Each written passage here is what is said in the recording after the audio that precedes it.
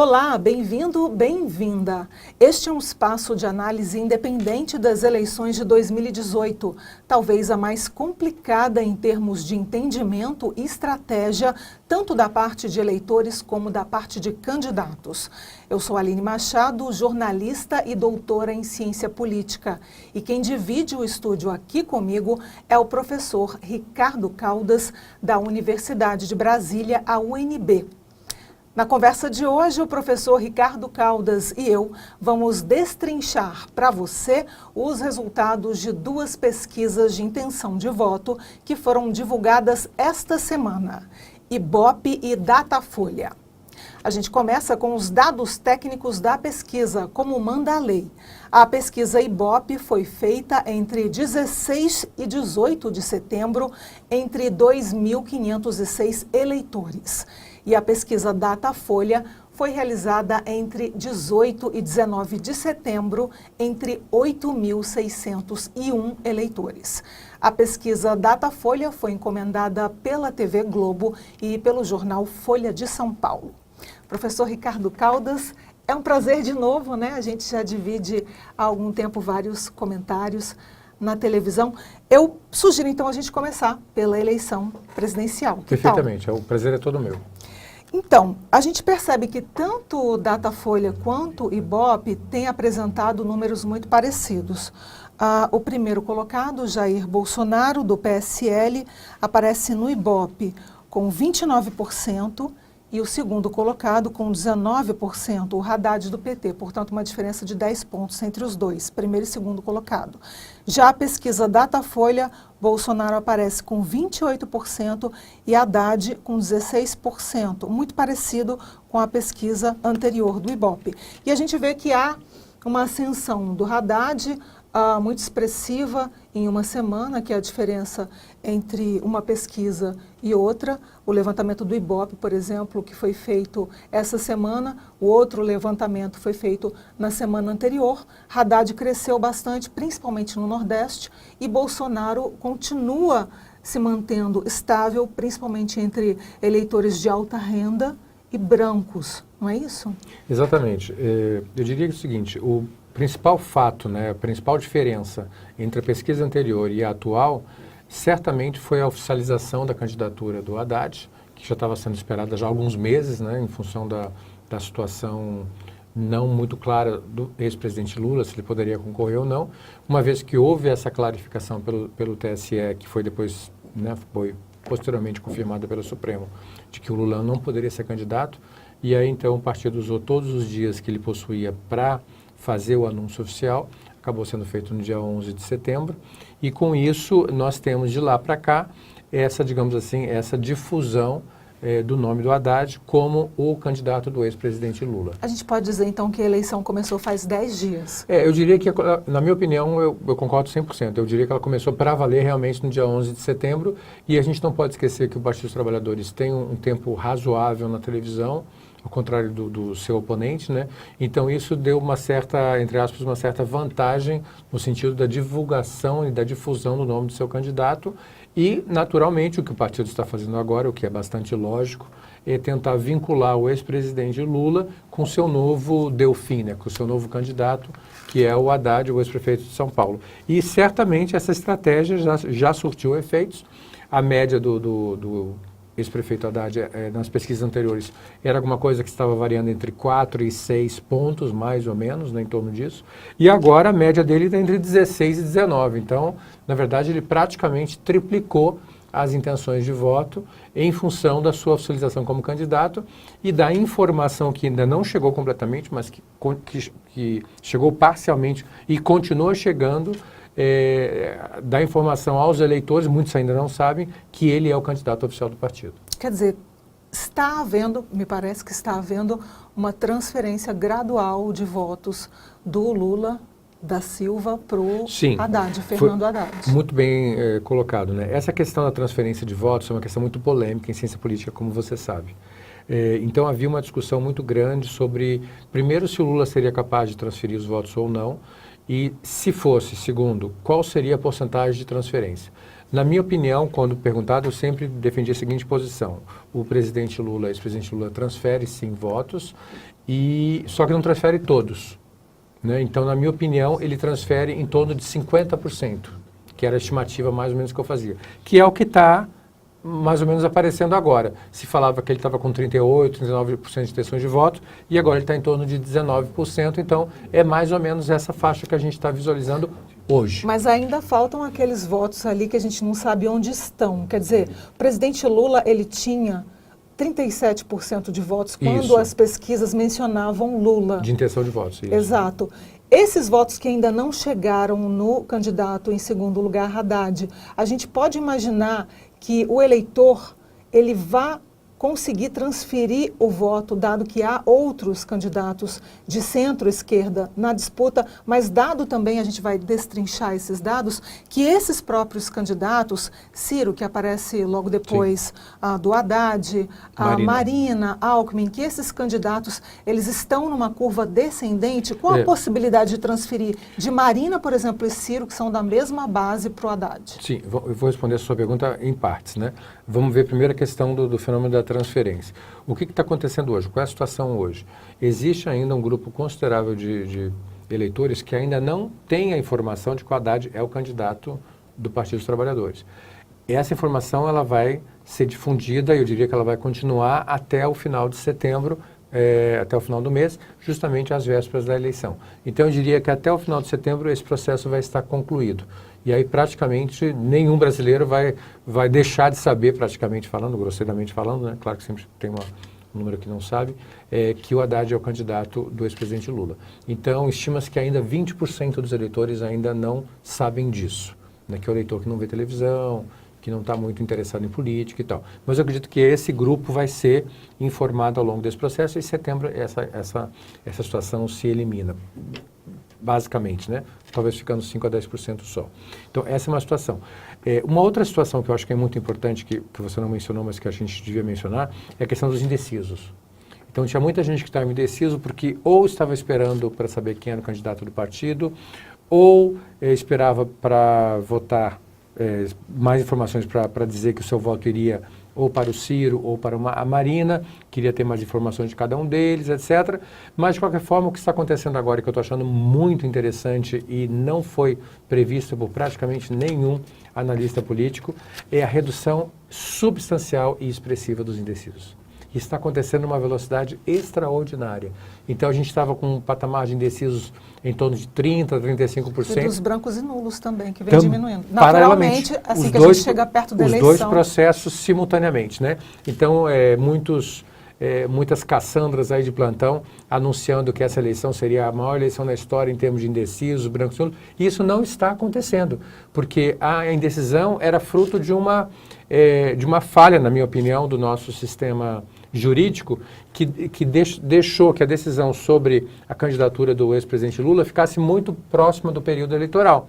O ideal, na minha opinião, seria que isso já tivesse sido resolvido no primeiro semestre, para a gente poder começar o segundo semestre já com as candidaturas definidas. Como isso não aconteceu, acabou que o processo de definição e de registro das candidaturas se confundiu com a própria campanha eleitoral. Então a gente está no meio da campanha e agora que foi definido praticamente uma semana quem é o candidato do partido. Então o que está acontecendo, que eu acho interessante mencionar, é essa redução em um ritmo muito rápido dos indecisos e daqueles que anunciavam que iam votar branco ou nulo, e uma grande parte deles, não há dúvida, a gente está vendo isso agora, está indo em direção ao candidato do ex-presidente, em direção ao ex-prefeito Haddad. Agora, um dado muito expressivo antes da gente passar para o nosso próximo bloco, quando a gente segmenta o voto, por exemplo, do primeiro colocado, Jair Bolsonaro, do PSL, no extrato renda, porque a pesquisa mostra vários extratos, ele subiu de 30% para 41% nas intenções de voto. O que explica isso?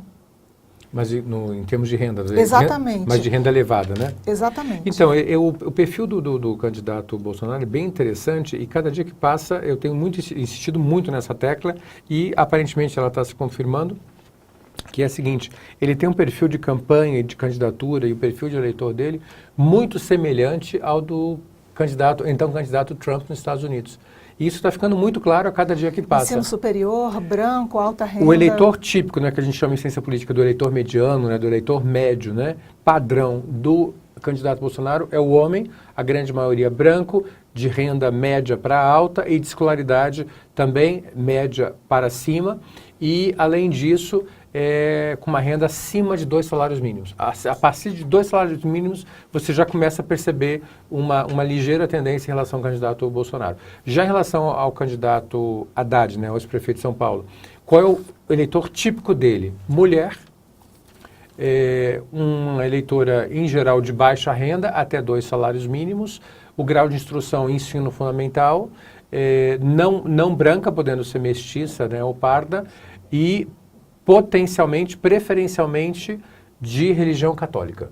Então, esse é o eleitor típico dele. E esqueci de mencionar, e o eleitor típico do Bolsonaro, evangélico.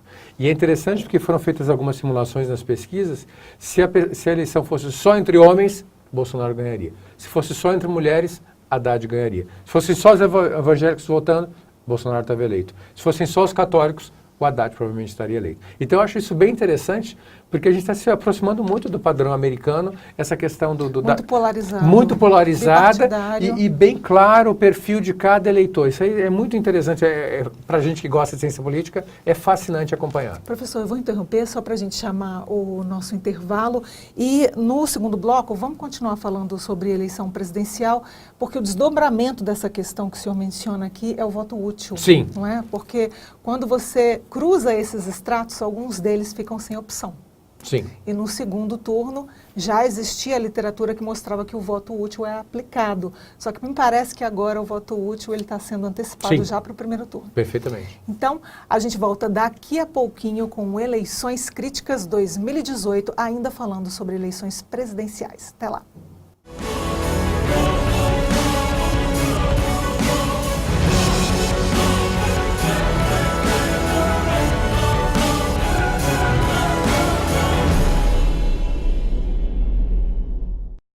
Estamos de volta com Eleições Críticas 2018, um espaço independente para que a gente comente com isenção os dados eleitorais das eleições mais complicadas do país, essas eleições gerais de 2018. Quem me acompanha é o professor Ricardo Caldas, da UNB, a Universidade de Brasília. Professor, a minha pergunta talvez seja uma pergunta bastante delicada de responder, porque eu vou cruzar 2 estratos. Digamos que um eleitor, ele não vote no PT de jeito nenhum. Pois não. Mas esse eleitor é mulher. O voto que ele vai aplicar agora é diferente do voto que ele aplicou nas eleições que se passaram. Como que ele se comporta no primeiro e no segundo turno?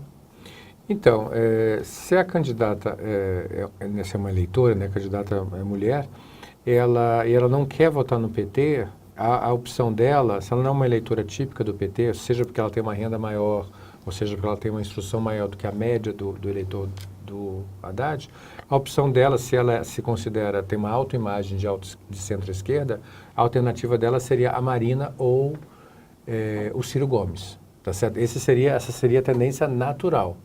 Só que, se a gente aplica a teoria do voto estratégico, basicamente o voto útil... Sim, porque o Ciro ele vem se mantendo Isso. durante as pesquisas, mas a Marina desceu bastante Isso. em todos os estratos, inclusive no extrato da base dela, que é o evangélico. Vamos chegar lá. Mas se essa eleitora, se ela não quiser perder o voto dela e ela não simpatiza com o PT e ela não quiser votar na Marina ou no Ciro Gomes, a alternativa dela então seria ou Bolsonaro, se ela aplicar o voto útil, ou na Marina ou no Ciro, mas se ela não se preocupa com a questão do voto estratégico, mas aí ela corre o risco, entre aspas, de perder o voto. Então, o que a gente está observando nessa eleição que eu acho muito interessante, agora chegando no Ciro e na Marina? Que o voto útil ou o voto estratégico, que a gente estuda em ciência política, né, quando você vota em alguém que não é o seu candidato, mas porque você odeia um outro candidato muito mais do que o seu, ela já está acontecendo agora. Então, a gente está vendo o segundo turno já no primeiro turno. As pessoas estão antecipando o seu voto. E o que eu tenho ouvido com muita frequência nos lugares que eu frequento é: não vote em A ou não vote em B, porque você vai perder o seu voto. Você está jogando o seu voto no lixo. Inclusive, os candidatos com muita que estão Sim, mais atrás, Alckmin tem concentrado a campanha dele nesse discurso. Sim, totalmente, está totalmente concentrada nisso. Ele faz menos a propaganda das Dele. propostas dele É. e faz a propaganda não vote em polo A e não vote em polo B. Porque eu tenho condições melhores de derrotar uma candidatura, vamos dizer, socialista ou de centro-esquerda, né? Então ele mesmo já trouxe para si... E outra candidatura que não tem apoio político, esse é o discurso, a estratégia então da campanha do Alckmin. Ele trouxe isso, eu diria que foi, na minha forma de ver, assim, analisando de uma maneira imparcial, eu diria que foi uma maneira que ele encontrou de tentar dar uma sobrevida à sua candidatura, já que ela se encontra, isso é fato, numa linha descendente. Então, o que a gente tem? Isso eu queria fazer esse comentário que eu acho que é importante.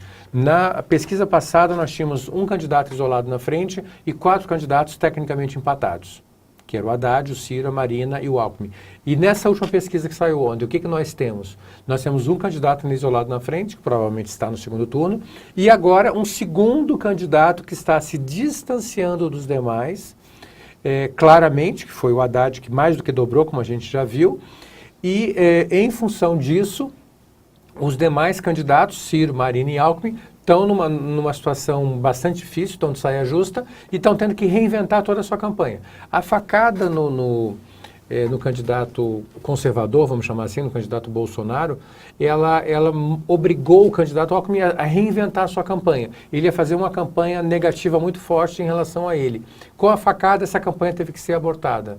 E agora ele está tendo que reinventar. Eles fizeram ataques pontuais ao Bolsonaro, questão de segurança e tal, não deu resultados, e agora ele lançou essa nova campanha do voto útil. Certo, e pelos dados também, a campanha negativa em relação à mulher também não deu resultado, porque a pesquisa mostra um leve aumento no extrato feminino do Bolsonaro. Inclusive de mulheres instruídas, né? Então, qual foi a informação que circulou na rede para neutralizar?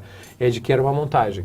Então, isso fez com que várias eleitoras, que inclusive eu tive contato, que chegaram a abandonar a candidatura do Bolsonaro, depois que circulou uma contra-informação dizendo, não, aquele vídeo é montagem, voltaram e agora já estão tranquilas e já não dão mais ouvidos para justamente essa crítica da questão de gênero, né? Então, é uma eleição completamente atípica, eu diria que é uma eleição fascinante, e de todas que eu acompanhei até hoje, a que minha idade me permite, né, essa só se compara com a eleição do Collor. Era isso que eu ia mencionar. Que bom que o senhor me deu a deixa. Em 1989, a gente tinha 22 candidatos, 94, 8, 98, 12, 2002, 6, 2006, 7, 2010, 9, 2014, 11 e agora nós temos 13, é o segundo maior número de candidatos da história.